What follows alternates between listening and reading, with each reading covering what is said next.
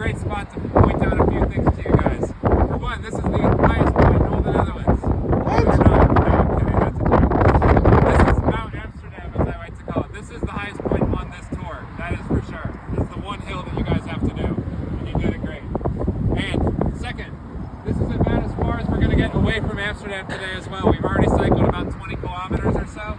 The way back is a little bit shorter. You can actually see the city still off in the distance on a nice clear day like today. And you can see that tall building that we passed by on the ferry on the way over as well. And then finally from here, guys, this is an amazing spot to get a good look at the polder system behind us here. We've been cycling alongside these polders most of the morning, but now you get a really good view of them from up above. And you can see just how vast this landscape is. And it's a very important landscape. As I said at our last stop, this country has always had to deal with flooding and water. For centuries, these polders would be the main form of flood prevention as well. The big cities, they would be behind the dikes, and they would let these areas fill up with water during big storms, and that would protect the cities. It would keep a lot of that water held in here. And even though it would turn brackish, even though the seawater would infiltrate and might ruin the crops, at least people were dry and safe. Until about the 20th century. In the 20th and 21st centuries, our storms have gotten bigger, and the Dutch have had to create some infrastructure and engineer some solutions to protect themselves further.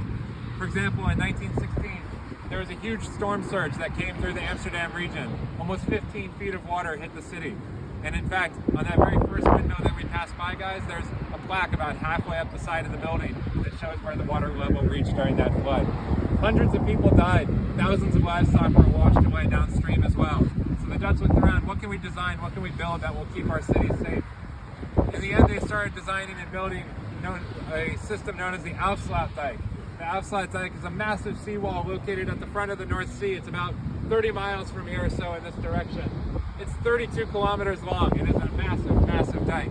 It runs across the entire North Sea, and it cut off the Netherlands from that sea, making one of Europe's largest man-made lakes in the process. This infrastructure is absolutely massive, guys. To give you a sense of scale, it's about as wide as this highway. 2 lanes for cars, 2 lanes for bikes, and lanes also for people to run as well. And in fact, you guys just got a nice little taste of it riding against the wind here. On that dike, on really windy days like today, they have a race called the Ride Against the Wind race. In Dutch, Fietsen tegen Winden. We got to experience a little bit of that just now, I think, ourselves. But these people, not on their e-bikes, mind you, just on their regular fixed-speed bikes, go directly into the wind, 60-mile-an-hour winds, and try to get as far and as fast as they can. They usually make about 10 feet. But that's the kind of Dutch mentality. They love the wind and they love their bikes. What can I say? Now, further floods in the 20th century made the Dutch have to rethink again. Again, in 1953, this time near Rotterdam, which lies almost 6 meters below sea level, there was another huge flood. A small Atlantic fishing village called Wissington lost about 2,000 people in a town of only 10,000. It was an absolutely devastating flood. Again, livestock were lost as well, and the Dutch looked around, what can we build, what can we design that will keep our citizens safe in the future? They had to think even bigger this time, so they started a project known as the Delta Works, which lasted for the next 4 decades. From 1950s to the 1990s, they designed a series of different dams, seawalls, levees, sluice gates, anything that you can hit with the press of a button that can close off or open up the water channels to allow different rivers to flood or to keep them from flooding. For example, at the port of Rotterdam, they have these massive sea gates which protect the harbor. To give you again a sense of scale, picture the Eiffel Tower laid down on its side. Now picture a second Eiffel Tower also laid down on its side. That's the size and scale of these massive sea gates that keep that harbor safe. To open and close them, it takes 1 hour in either direction for them to open or close.